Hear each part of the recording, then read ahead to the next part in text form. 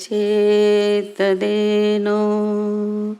वरुणदिद्रक्षपोयेमि चिकित्सो विप्रक्षम् समानभिन्मे कवयस्य दाहुरयं हतोऽप्यं वरुणो ऋणीते उन्मादयत मरुतः उदन्तरे क्षमादया अग्न उन्मादया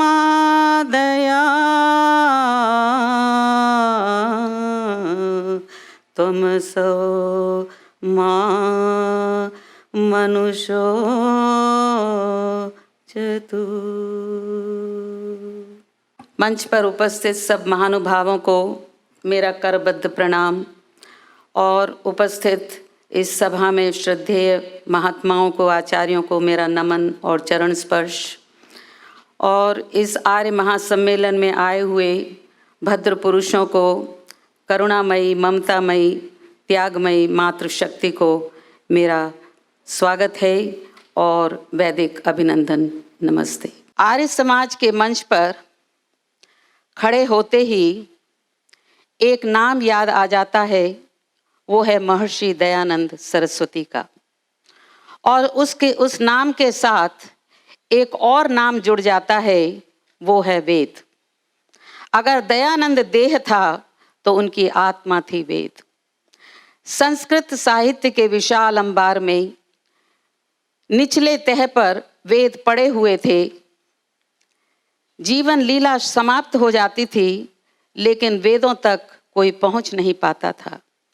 इस स्थिति को महर्षि दयानंद ने बड़ी जल्दी ही भांप लिया और उनका वर्चस्व जागा और उन्होंने एक ही झटके में जो नीचे पड़ी हुई पुस्तकें वेद की थी उन्हें ऊपर किया और अन्य पुस्तकों को नीचे किया।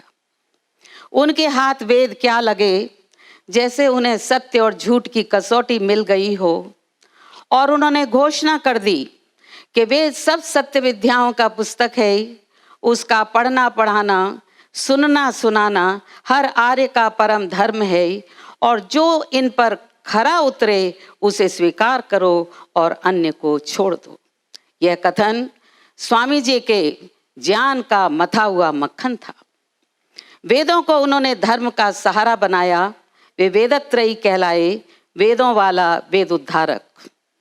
चंद इंसान ही होते हैं सदियों में, खुदा चाहो तो इन्हें बनाते रहना। मध्यकालीन युग में कई महान आचार्य हुए, शंकराचार्य, रामानुजाचार्य, विक्रमाचार्य, निम्बकाचार्य इत्यादि, लेकिन कोई भी वेदों तक नहीं पहुंच पाया। और उन्होंने वेदांत को, उपनिषद और गीता को धर्म का आधार बनाया। वे प्रस्थानत्रयी कहलाए। महाभारत काल के बाद कई महापुरुष अवतरित हुए, जिन्होंने अध्यात्मवाद और भौतिकवाद के समन्वय के लेकर घोष किया। और इसी उद्देश्य की पूर्ति महर्षि दयानंद ने 7 अप्रैल 1875 भारत के बंबई शहर काकड़वाड़ी में सबसे पहला आर्य समाज स्थापित किया। और उस आर्य समाज की स्थापना के साथ साथ उन्होंने एक घोष मंत्र भी दे दिया, जो कि ऋग्वेद का मंत्रांश है, कृण्वन्तो विश्वमार्यम। मंत्र है, इंद्रम वरधन्तो अप्तुरः कृण्वन्तो विश्वमार्यम अपघ्नता अराणः। अर्थात, हे सत्कर्मों के पुण्य सज्जनों, परमेश्वरशालियों को आगे बढ़ाते हुए, पापियों का नाश करते हुए पूरे संसार को आर्य बनाते चलो। कृण्वन्तो विश्वमार्यम। वेदों में भी यही सिद्धांत है कि भौतिकवाद और अध्यात्मवाद के समन्वय से ही मोक्ष की प्राप्ति हो सकती है। आर्य समाज इसी आदर्श को लेकर अगर विश्व के सम्मुख जाकर पूरे मानव जाति का मार्गदर्शन कर सकता है और हम भी ईश्वर से यही प्रार्थना करते हैं कि इस समन्वय को लेकर हम पूरे मानव समाज की सुख और शांति के लिए इस अमर पथ पर चल सकें। हम जानते हैं कि कोरा भौतिकवाद जो है वो रावण राज्य स्थापित करता है और भौतिकवाद और अध्यात्मवाद के समन्वय से राम राज्य स्थापित होता है। अगर संसार वैदिक सिद्धांतों को मानकर, समझकर और आचरण कर जब तक आर्य नहीं बनता है, तब तक विश्व में ईर्ष्या, द्वेष, अशांति और क्षोभ की समाप्ति कठिन ही नहीं असंभव है। आज पाश्चात्य भौतिकवादी सुख और शांति के लिए भारत की शरण ले रहे हैं, लेकिन भारत में क्या हो रहा है? भारत को आत्महीनता का परित्याग कर आत्मविश्वास को धारण करना पड़ेगा। आर्य समाज का उद्देश्य रहा है मानव का, समाज का, राष्ट्र का और जगत का कल्याण करना। इसी के लिए महर्षि दयानंद ने 3 तरीके बताए: शारीरिक उन्नति, सामाजिक उन्नति और आध्यात्मिक उन्नति। आर्य समाज विचारधाराओं के बेसिस पर चलता है, न कि भावधाराओं पर। भावधाराएं जो होती हैं वो बड़ी प्रभावशाली होती हैं, लेकिन ये विचारधाराएं ही हैं जो कि भावधाराओं को नियंत्रित करती हैं। आज हिंदू समाज ऊंच नीच, जात पात, प्रांतों के विघटन में का शिकार बना हुआ है। इसी घाव को आर्य समाज ठीक करना चाहता है। इलाही फिक्र जिन्हें है मरहम की, उन्हें कातिल समझते हैं इलाही। इस तरह ये जख्म ठीक नहीं हो सकता। अगर गठित और शक्तिशाली समाज चाहते हो तो आपको वैदिक विचारधाराएं यानी आर्य समाज की विचारधाराओं को मानना होगा। कोई भी समाज विचारों से जन्म लेता है, आचरण से स्थिर होता है और प्रचार से विस्तृत होता है। ऋषि दयानंद ने अपने जीवन काल में समुदायों की कई विचारधाराओं की आलोचना की, उनसे प्रश्न किए। इससे जितने धार्मिक नेता थे वो तिलमिला तो गए, लेकिन उनके प्रश्नों का उत्तर नहीं दे पाए। आर्य समाज की वैचारिक जो पृष्ठभूमि है वो इतनी क्रांतिकारी है, वो इतनी क्रांतिकारी है कि आर्य समाज को किसी संप्रदाय के चौखट में जकड़ा नहीं जा सकता है। आर्य समाज हर जीवन के क्षेत्र में एक वैचारिक क्रांति उत्पन्न करने वाला आंदोलन है। इसीलिए आर्य समाज की विनती है, अपील है, इन विचारधाराओं से राजनीतिक हो कि धार्मिक हो कि सत्य का संधान करो अगर मानवता की समृद्धि चाहते हो तो। क्योंकि मानव की उन्नति के लिए दो ही चीजें जरूरी हैं।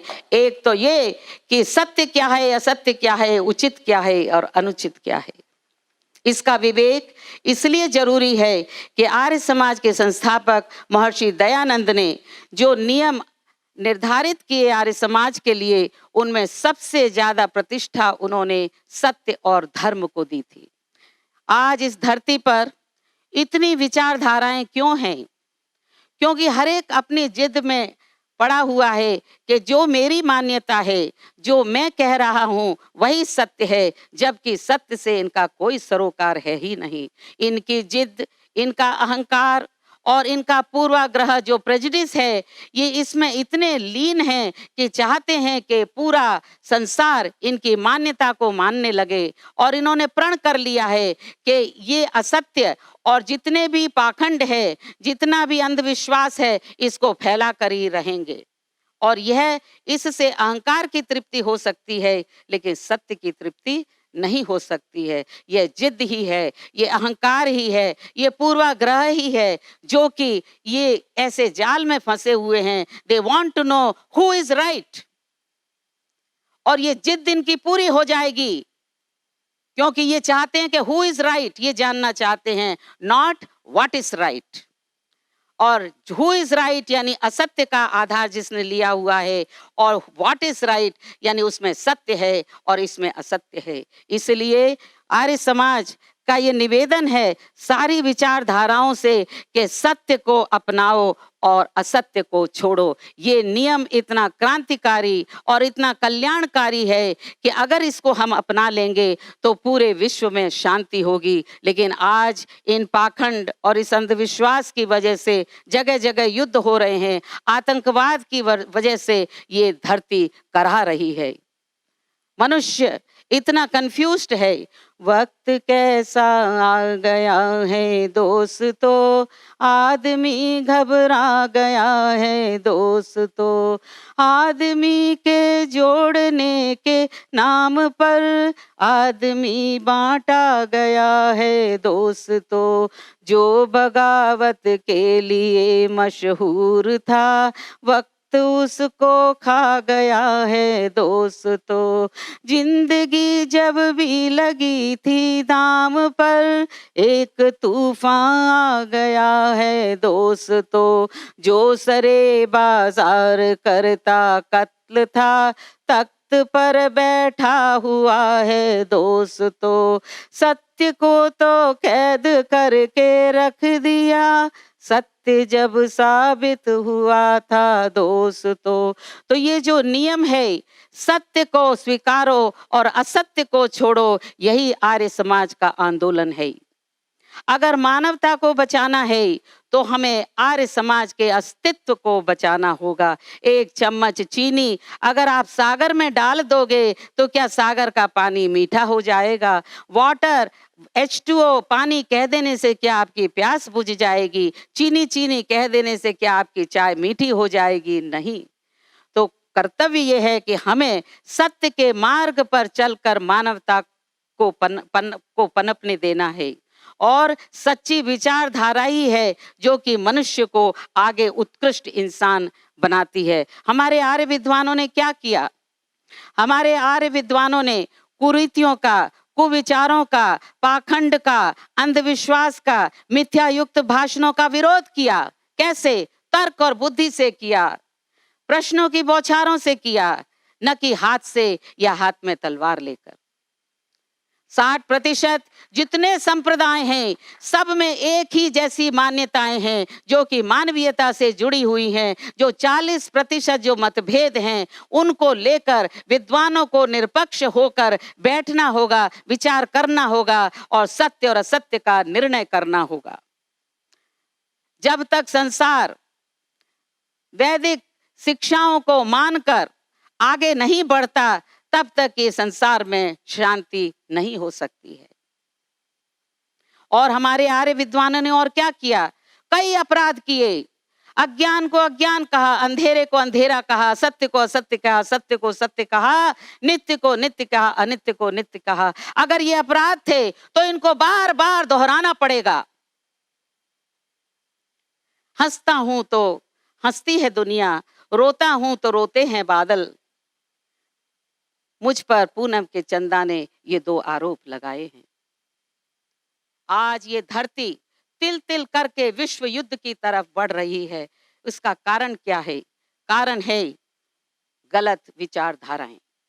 तो विचारधाराएं जो हैं वो भावधाराओं को नियंत्रित करती हैं। आज आर्य समाज की स्थापना हो चुकी है, लेकिन मैं प्रश्न पूछना चाहती हूं, क्या आर्य समाज का निर्माण हुआ है? अपने हृदय पे हाथ रख के पूछिए, उत्तर है नहीं। कारण हमने अपने समाज की संगठनात्मक ढांचे को अभी तक सुधारा नहीं है और हम आर्यत्व के रंग में अभी पूरी तरह रंगे नहीं हैं। हम अपने पूर्वजों की अतीत की जो उपलब्धियां हैं उस पर गर्व तो कर सकते हैं, लेकिन उसका हम क्रेडिट नहीं ले सकते क्योंकि आज की पीढ़ी का योगदान बहुत कम है। पूर्वजों की जो कमाई है उसके ऋण, उसका जो ऋण है उससे हम स्वः का निर्माण कर रहे हैं, लेकिन आर्य समाज का और व्यक्तियों का निर्माण नहीं हो रहा है। कोई भी समाज, कोई भी संस्था मूल धन को खोकर क्या ब्याज पर जिंदा रह सकती है? नहीं। यह स्थिति ऐसी है जैसे कि सिलेंडर से ऑक्सीजन ग्रहण करने वाले रोगी की और डायलिसिस मशीन जो कि रक्त शुद्ध करती है उस पर निर्भर रोगी की, न जाने अकस्मात इन दोनों का कब निधन हो जाए। एक सप्ताह में अगर 2 घंटे आप समाज को नहीं दे सकते हो, जो मंत्री और प्रधान पद पर चिपके हुए हैं, हटना नहीं चाहते, और समाज की साप्ताहिक जो सत्संग होता है उसमें इतनी नगण्य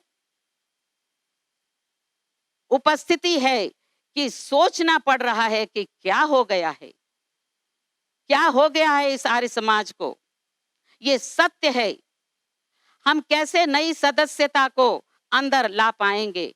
हकीकत तो यही है कि लोग हमारे पास नहीं आएंगे, हमें लोगों के पास जाना है। उसके लिए हमें व्यक्तियों का निर्माण करना होगा, विद्वान पुरोहितों को उनका निर्माण करना होगा, प्रवक्ताओं का निर्माण करना होगा, प्रचारकों का निर्माण करना होगा।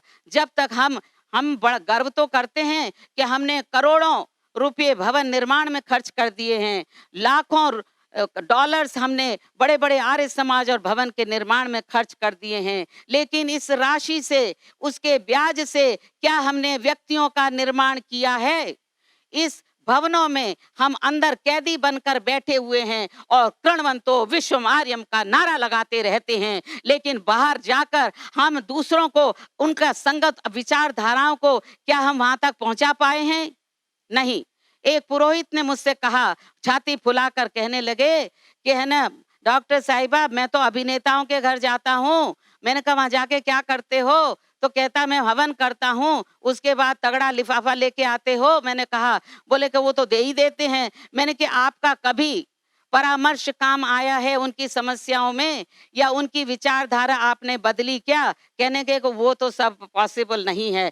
तो मैंने कहा वहां तो धोबी भी जाता है, वहां तो सब्जी वाला भी जाता है, रोज चला जाता है, तो तुम गए तो क्या फर्क पड़ गया बताओ? तो सत्य जो है, सत्य को तो दबा दिया गया है, सत्य जैसे तो लुट गया है। तो प्रश्न ये उठता है कि हम में हिम्मत नहीं है क्या? हमें चाहिए। मैं अपने बारे में कहना चाहती हूं कि मैंने ये पास्टोरल केयर का जो मेरे पास काम मैंने लिया है, पूरे नॉर्थ अमेरिका में हमारे किसी भी मंदिर ले लीजिए, गुरुद्वारे ले लीजिए, कोई भी अस्पतालों में एक भी, वहां पे इमाम जाते हैं, वहां पे पादरी जाते हैं, लेकिन कोई भी हमारे वैदिक धर्म या सनातन धर्म का कोई भी वहां पर प्रीस्ट जाके, हमारे जितने साउथ एशियन पेशेंट्स हैं उनके पास, किसी के पास उनको संवेदना प्रकट करने के लिए समय नहीं है। वो 16 श्लोक, 16 मंत्र, जो कुछ भी उनको कह लीजिए, जन्मदिन हो तो, मृत्यु हो तो, शादी हो तो, बस वही रटते रहते हैं, स्वाहा स्वाहा करते रहते हैं। और उनका मतलब क्या है? उनका तो खाली पैसा बनाना है, और हम भी उस भीड़ का हिस्सा बने हुए हैं। और मैं जाती हूँ अस्पताल, ये 24 घंटे की ड्यूटी है। In addition to my being a gynaecologist and obstetrician, 24 घंटे ये मेरी ड्यूटी है। जब कोई बुलाता है मुझको, मुझे जाना पड़ता है। और मैं आपको बताना चाहती हूँ कि वो पेशेंट्स, सरदार हो या कोई भी हो, साउथ एशियन पेशेंट्स जो होते हैं, वो कहते हैं कि बहन जी आप आई, अच्छा लगा। 2 दिन में वो जाने वाला है, लेकिन उसके बच्चे उसके पास नहीं आते हैं मिलने। कहते हैं मेरे पिताजी अगर जब चले गए तो फोन कर देना, हम फ्यूनरल होम का बढ़िया इंतजाम कर देंगे। ये हालत है। और एक और चीज बताना चाहती हूँ, अगर अमेरिका में मरो तो वीकेंड में मरो।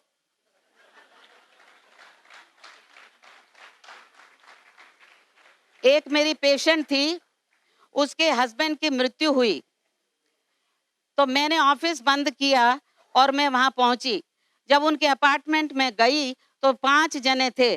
तो मैंने कहा शमीम कोई नहीं आया, आप चली आई डॉक्टर साहिबा।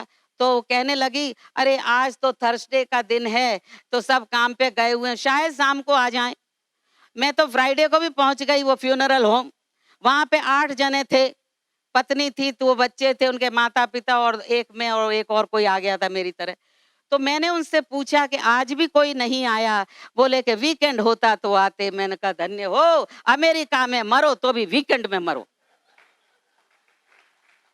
कितनी ग्लानि होती है, कितना दुख होता है कि हम इस तरह के देश नगरी में रह रहे हैं, लेकिन अपनी संस्कृति और संस्कारों को पूरी तरह भूलने की हम कोशिश कर रहे हैं। कोई मुझसे कहता है कि आप आर्य समाजी हैं, मैं कहती हूँ मुझे ये नहीं पता कि मैं आर्य समाजी हूँ, लेकिन आप जरूर आर्य समाजी हो। मैंने कहा हो कि नहीं, उसका मतलब तो उनको मतलब ही नहीं मालूम। मैंने कहा जो आर्य, जो श्रेष्ठ मनुष्य है वो आर्य है और वो समाज में रहा, वो आर्य समाजी होगा। कौन सी बड़ी मुसीबत है इसमें समझने की? दुनिया आर्य समाजी है। अगर बनना चाहो, कितने लाखों लोग आपको दुनिया में मिल जाएंगे जो हमारी वैदिक विचारधाराओं से सहमत हैं, समर्थन करते हैं। भले वो आर्य समाज के सदस्य न बन पाए हों, लेकिन वो समर्थन करते हैं इस बात का कि वैदिक विचारधारा ही सत्य है। लेकिन कहते हैं हम लाचार हैं डॉक्टर साहिबा, हमारे बाप दादा माँ जबरदस्ती ले जाती है हमें मंदिरों में और कहती है चक्कर लगा उन मूर्तियों का। पूछते हैं तो बोलते चुप हो जा, जा डॉक्टर साहिबा से पूछ के करना चाहिए कि नहीं करना चाहिए। ये हालत है हमारे इस देश की। तो मानवता को बचाने का उपाय है कि आर्य समाज के अस्तित्व को बचाना होगा और हमें आर्य समाज का निर्माण करना होगा, व्यक्तियों का निर्माण करना होगा। पुरोहित ऐसे तैयार करने होंगे जिनमें लालच न हो, प्रलोभन न हो और दक्षिणा के लिए भी प्रलोभन न हो, क्योंकि फिर वो स्वाभिमान खो बैठते हैं। तो ये चीजें हम ईसाइयों में पाते हैं, हम इस्लाम धर्म में पाते हैं। खैर जूडाइज्म में तो कन्वर्जन है ही नहीं, लेकिन हमें क्या हो गया है। इसीलिए मैंने ये पास्टोरल केयर का काम अपने फ्लशिंग हॉस्पिटल क्वींस में शुरू किया कि अगर हम कहाँ गए, क्योंकि चैपल में इमाम का नाम है, पादरी का नाम है, अब देववाला का भी नाम है उधर। और मेरा बहुत बड़ा इंटरव्यू हुआ था कि आप क्या करना चाहती हैं इस मंदिर, इस अस्पताल में। मैंने कहा इस अस्पताल में 26 साल से ओल्ड बैंडिकूट हूं, यहाँ पे क्यों रोक सकते हो मुझको? रोक के तो देखो। क्योंकि वो क्रिश्चियन पादरी जो कैथोलिक था वो कहता है मुझसे कि आप क्या धर्म का प्रचार करना चाहती हैं? मैंने कहा धर्म का प्रचार तो मेरे आने से ही हो जाएगा, मुझे करने की जरूरत ही नहीं है। आपकी तरह मैं पैम्फलेट ले लेके नहीं घूमूंगी। प्रश्न ये है कि जहां सत्य है उसकी हमेशा जीत होती है। और मैं साउथ एशियन पेशेंट्स के अलावा और गयानीज और कैथोलिक्स हैं, सब के पास मैं जाती हूँ। इनफैक्ट मुझे अस्पताल में सेंट मेरी कर कर बुलाते हैं। ये मैं अभिमान से नहीं कह रही हूँ, लेकिन मुझे दुख है कि मेरे पास और सहयोग नहीं है कि और लोग भी जुड़ जावें। लेकिन जुड़ने के लिए देखिए, एक क्रिश्चियन पादरी को पादरी बनने के लिए उसको थियोलॉजी का एग्जाम देना पड़ता है। उसी तरह जूइश जो प्रीस्ट होता है उसको भी एग्जामिनेशन देना पड़ता है, उसका सर्टिफिकेट। अमेरिका में तो भाइयों भीख मांगने के लिए भी एक आईडी की जरूरत होती है। उसके पास भी एक आईडी है। अगर आप जाके देखो ट्रेन स्टेशन पे, जो भीख मांग रहा है उसके पास एक आईडी कार्ड होता है, नहीं तो वो भीख नहीं मांग सकता उधर। तो आपको अगर कोई धार्मिक कार्य करना होगा तो उसके लिए आईडी की जरूरत पड़ेगी कि नहीं, सर्टिफिकेट की जरूरत पड़ेगी कि नहीं। क्योंकि मेरे पास सर्टिफिकेट था इसलिए मुझे वो जॉब मिला, लेकिन वो वॉलंटरी जॉब है, उसके लिए मैं पैसा नहीं लेती हूँ, लेकिन उससे मुझे ज्यादा शांति मिलती है बजाय कि being an obstetrician and A gynaecological surgeon.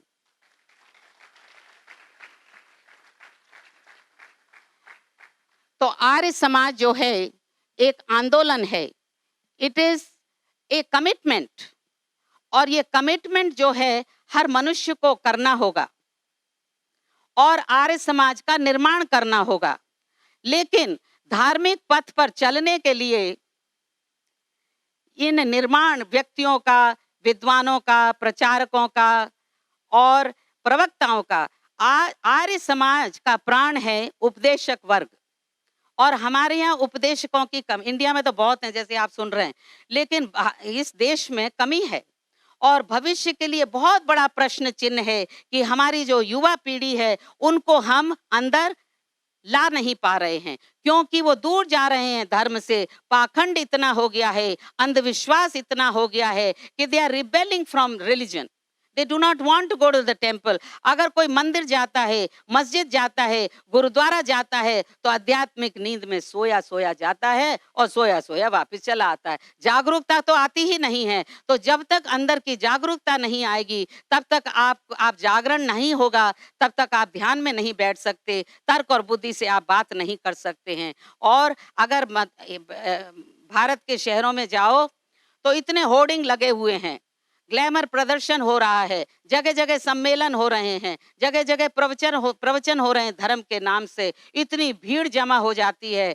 इसको देखकर तो ऐसा लगता है कि इस शहर में कभी अधर्म हो ही नहीं सकता है। लेकिन आत्मा की आवाज कुछ और कहती है कि इस आड़ में कितने दंगे हो रहे हैं, कितना अत्याचार हो रहा है, कितना भ्रष्टाचार हो रहा है, कितना आतंकवाद फैल रहा है, क्योंकि ये भीड़ है। भीड़ धर्महीन होती है।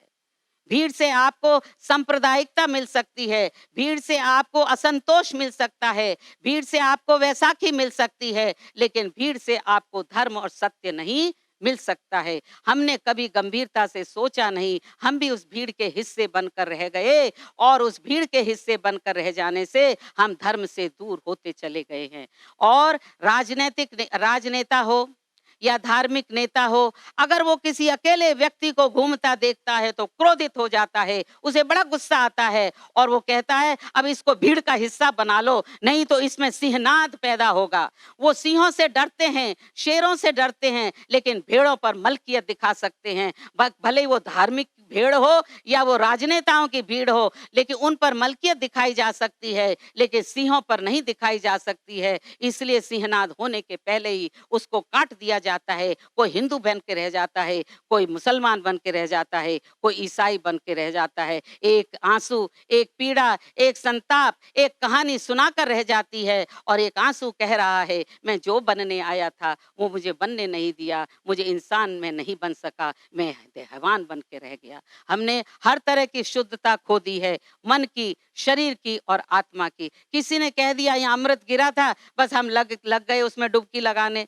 उसमें नहाने लग गए और उसके पानी को भी पीने लग गए, जबकि सारी शरीर की जो गंदगी है वहाँ विसर्जित होती है, पूरे शहर की गंदगी विसर्जित होती है। लेकिन किसी ने कह दिया, हमने मान लिया, भीड़ का हिस्सा बन गए और वैसाखी मिल गई। अरे राम नाम की चदरिया खरीद लो, राम के भक्त हो गए, कृष्ण नाम की खरीद लो, कृष्ण के भक्त हो गए। और आस्था तो थोपी जाती है, आस्था अंदर से होती है, धर्म के फूल अंदर से अंकुरित होते हैं, न कि दी जाती है। और आस्था कैसे मिलती है? अगर जैनी हो तो महावीर के ऊपर आस्था है, बुद्ध हो तो महात्मा बुद्ध पर है, और इस्लाम हो तो मोहम्मद पर, ईसाई हो तो जीसस क्राइस्ट पर। इस तरह की आस्था थोपी जा रही है। हम परतंत्र हो रहे हैं, हमारी स्वतंत्रता छीनी जा रही है, हम पराधीन हो चुके हैं, हम अपने शरीर को बेच दिया है, भगवान बिक रहे हैं, लेकिन सत्य से दूर और असत्य को हम धारण कर रहे हैं। इसलिए हमारी ये बुरी हालत है। और जवानों से ये कहना चाहती हूँ कि आपको बुजुर्गों का संगत करना पड़ेगा,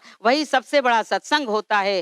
तरुण सागर लिखते हैं कि बुजुर्गों का जो संगत है वो सबसे अच्छा संगत होता है। उनके चेहरे की एक एक झुर्री हजारों उपदेश दे रही है। उनकी हिलती हुई गर्दन, झुकी हुई कमर, कांपते हुए हाथ, लड़खड़ाते हुए पैर ये संदेश दे रहे हैं कि समय हो गया है। आज इसी वक्त अगर तुझे शुभ कर्म करना हो तो तू कर ले। आज इस पृथ्वी का सबसे बड़ा शिक्षालय एक बूढ़े इंसान का होता है और वो कह रहा है कि उगते हुए सूरज की डूबती हुई शाम का वो बोध दिलाता है कि बूढ़े इंसान का शिक्षालय है। उससे हम अलग हो रहे हैं। हमने है ना ओल्ड एज होम बना रखे हैं और सीनियर सिटीजन होम बना रखे हैं और न जाने कितने कितने होम्स उनके लिए बना दिए हैं। हम उनका सत्संग नहीं करना चाहते, उनकी संगत से हम दूर रहना चाहते हैं। But let me tell you, when there are old people in your house, that is the greatest asset to your family, that is the greatest respect to your family. मुझे याद है मेरे पिताजी के पास मैं 22 दिन रहा करती थी। मैंने कहा ये पिता मुझे वापस नहीं मिलेगा। पूज्य पिताजी ने थामी थी अनहद नाद की बोली को और ओम ओम ओम नाम को जपते रहना, कहते कहते चले गए। तो ऐसे पिता क्या फिर मिलेंगे मुझको? आज अगर मैं यहाँ खड़ी हूँ, मेरे पिताजी की वजह से शायद एक दो छींट पड़ी होंगी कि मैं यहाँ खड़ी हूँ, मुझे इतना सम्मान दिया जा रहा है। लेकिन बहुत जरूरी है कि जब माता पिता आपके हैं उनकी आप जितनी हो सके सेवा करो। लेकिन मुझे मालूम है मेरे कितने पेशेंट्स हैं जो यहाँ इलीगल और जिनके पास ग्रीन कार्ड भी है लेकिन भारत नहीं जा पाते हैं, कहते हैं कि हमें ये छोड़ना पड़ेगा, वो छोड़ना पड़ेगा। माता पिता वहाँ बीमार पड़े हुए हैं और जब मर जाते हैं तब वहां जाते हैं। माता पिता के जीते जी सेवा न कुछ भी बन पड़ी, जब मर गए तो श्राद्ध दिया, तर्पण किए तो क्या हुआ। तो माता पिता जब तक जिंदा है उनकी सेवा करनी चाहिए, सम्मान करना चाहिए, बुजुर्गों का सम्मान करना चाहिए। एक समय था जबकि सत्ता फकीरी की तरफ जाती थी और आज फकीरी सत्ता की तरफ जा रही है। अरे नेता को खड़ा कर दो, भगवान को खड़ा कर दो, एक माला दे दो तो वो नेता को पहले पहनाएगा, क्योंकि नेता तो कभी कभी आता है, भगवान तो रोज की चीज होती है। ये हालत हो गई है धर्म के नाम पर। तो धर्म तो बिक रहा है, लेकिन इस तरह से जीवन अगर बीतेगा तो एक समय ऐसा आएगा, विज्ञान ने इतनी उन्नति की है, हमारे पास इतने भयंकर भयंकर शस्त्र हैं पुराने जमाने से ज्यादा, कि ये धर्म अध्यात्म सब मिट जाएगा। यहाँ तक कि मानव जाति को ये समाप्त कर देंगे, क्योंकि एक बहुत बड़ा टकराव है हिंदू समाज पर। हमें जागरूक होना पड़ेगा, और जब तक हम जागरूक नहीं होंगे, खाली अपने भवनों में कैदी बनकर बैठे रहेंगे और बाहर जाके आर्य समाज का हमें अपने को, अपने अस्तित्व को दिखाना है। We have to show our presence, people have to acknowledge us कि आर्य समाज भी है। आज तो कोई लोग कहते हैं आर्य समाज क्या है, दो ही चीज वो जानते हैं कि मूर्ति पूजा नहीं करते आर्य समाजी, और मूर्ति पूजा नहीं करते आर्य समाजी। ये तो बहुत अच्छी तरह जानते हैं कि आर्य समाजी मूर्ति पूजक नहीं है और हवन करते हैं। बस इतना ही हम उनको ज्ञान दे पाए हैं। जिस दिन हम ऋषि दयानंद को और संप्रदायों से महर्षि दयानंद कहलवा पाएंगे, उस दिन समझना कि हम 50% जीत गए। हमें हमें हमें अपने आप से ग्लानि होती है कभी कभी कि क्या हो गया हमको। मैंने पूछा किसी से, नाम नहीं लूंगी, कि आपके समाज में कितने लोग आते हैं, तो कहते हैं आ जाते हैं 50, कभी 40, और एक अभी फैमिली जुड़ी है नेपाल की है। तो मैंने कहा बस इतना ही हुआ है। अब ये मुझे बताइए, 50 उसमें 50 में तो आधे तो पदाधिकारी हो जाते हैं, है ना। तो हमने कौन सा इतना बड़ा निर्माण कर लिया भाई, बाहर निकलो। मैं अकेली जाती हूँ अस्पताल में, मैं चाहती हूँ कि हर प्रांत से, हर स्टेट से, यूनाइटेड स्टेट्स के अगर कम से कम 2-3 मंदिरों में जाओगे, अस्पतालों में जाओगे, जेलों में जाओगे, तो लोग वास्तव में आपके पास आएंगे। हमें अपनी प्रेजेंस वहां पे दिखानी है, लेकिन हम तो छिपके बैठे हुए हैं अपने भवनों में। तो ऐसे कैसे काम चलेगा। मेरा उद्देश्य ये नहीं था कि मैं यहाँ बैठ के आलोचना करूं, मेरा उद्देश्य यही है कि हिम्मत करिए। जब मेरा इंटरव्यू हुआ था तो उसमें 15 लोग बैठे हुए थे। क्या मैं उनसे डर गई क्या। मैंने कहा देना नहीं चाहते तो अभी बताओ, और मुझे, मेरे पास सोल्यूशन है उसका। एकदम उन्होंने मुझे पास कर दिया, कहा कि नहीं आप काम करिए, और बड़े खुश हैं वो। तो the main M is not just having the सम्मेलन कर लिए आपने कुछ है ना रिट्रीट कर लिए, लेकिन प्रश्न ये उठता है कि हमें आर्य समाज के वैदिक प्रचार और प्रसार हर व्यापक स्तर पे करना होगा, जिससे अज्ञान का नाश होगा और ज्ञान की वृद्धि होगी। और हमें इन नौजवानों को जो 50-50 साल और कार्य करते हुए आर्य समाज का निर्माण कर सकते हैं, उनको तैयार करना होगा। और जब तक व्यक्तियों का निर्माण नहीं होगा, तब तक आर्य समाज ऐसे ही भवनों का ही निर्माण करते रहेंगे, उसी का गर्व करते रहेंगे, अतीतों की उपलब्धि पे गर्व करते रहेंगे। लेकिन हम कुछ करके दिखाएं, यही हमारा उद्देश्य होना चाहिए आर्य समाज का। ये मेरा कहना है, क्योंकि गम सह कर भी मुस्कुराओ दुनिया में, यहाँ बुझे दिल की गुजर नहीं होती। हंसना भी जरूरी है जीने के लिए, रोकर जिंदगी की बसर नहीं होती। वो चमन भी खाक में मिल जाया करते हैं, जिनमें बागवां की पाक नजर नहीं होती। ठहरो अभी भी वक्त है, ए नौजवानों जवानी उम्र भर नहीं होती। अंत में 4 छंद बोलूंगी कि क्या हो रहा है हमारे देश की हालत। और यहाँ भी राजनीति बहुत अच्छी नहीं है। आप अभी बहुत कम दिन के लिए यहाँ आते हैं, आप मेहमान की तरह, लेकिन यहाँ रहकर देखो तो पता चलता है कि असलियत क्या है। हम यहाँ 41 साल 42 साल हो गए, बचपन में मैं आई थी यहाँ पर, लेकिन अब तो डर लगता है।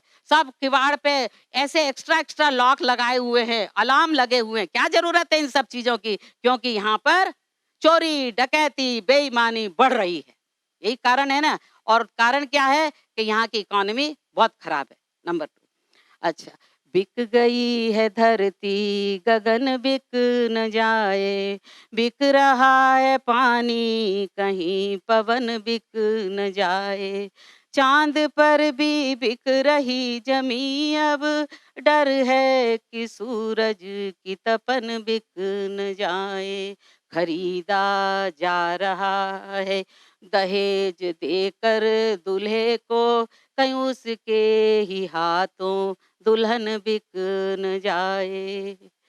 ये लेते हैं हर काम के लिए ये रिश्वत, कहीं उनके ही हाथों वतन बिक न जाए, सरे आम बिक रहे हैं ये सांसद, कहीं इनके ही हाथों संसद भवन बिक न जाए। यूं तो मरा हुआ आदमी है पर आंखें उसकी खुली हुई है, डरता है मुर्दा कहीं कफन बिक न जाए, कफन बिक न जाए। तो असलियत ये देश की हालत है और पूरे संसार की हालत है। यहाँ पर भी फ्यूनरल होम जब बरी करके आते हैं तो लोग खड़े रहते हैं कि वो डब्बा जो है, जो कि दफनाया गया था, जिसमें इंसान को, उस डब्बे को फिर उखाड़ा जाता है और जो फूल उस पर डाले जाते हैं वो फिर जाके है ना बिकते हैं वो फूल। ये सत्य है। वो हुआ था जब मेरे पिता, खैर हमने तो उनको क्रिमेट किया था, लेकिन उस डब्बे को भी नहीं छोड़ते, उसको चुरा लेते हैं और उन फूलों को अस्पतालों में ले जाते हैं और हम कहते हैं thank you very much for this flowers, और उसके बाद वो दुकानों में बिकने लगते हैं जो बच जाते हैं। तो ये हद से ज्यादा ये इंसानियत है कि ये दानवीयता है। दानवीयता तो पनप रही है और मानवीयता का अकाल आ गया है। सत्य तो लुट गया सरेआम सपन बाकी है, शबनम की जगह तपन बाकी है, मेरी आंखें हैरत से है परेशान, इंसान लापता है कफन बाकी है। धन्यवाद। ओम शांति। और मेरे पिताजी के लिए 2 शब्द कहना चाहूंगी कि उनका जीवन ही एक हवन था। धूप में कितनी तपन है, दीप में कितनी जलन है, ये बताएंगे तुम्हें वो जिंदगी जिसकी हवन है। फूल में कितनी छुअन है, शूल में कितनी छुबन है, ये बताएंगे जिन्होंने खून से सींचा चमन है, खून से सींचा चमन है। मेरे पिताजी को शत शत प्रणाम। आप सबों ने मेरी शुष्क बातें सुनी। मैं कोई विद्वान तो हूँ नहीं, लेकिन सरल बातों से मैंने समाज के बारे में आपको बताया है। और फिर अगर मिलने की मौका मिलेगा तो मिलेंगे, नहीं तो शांति। ओम शांति। धन्यवाद।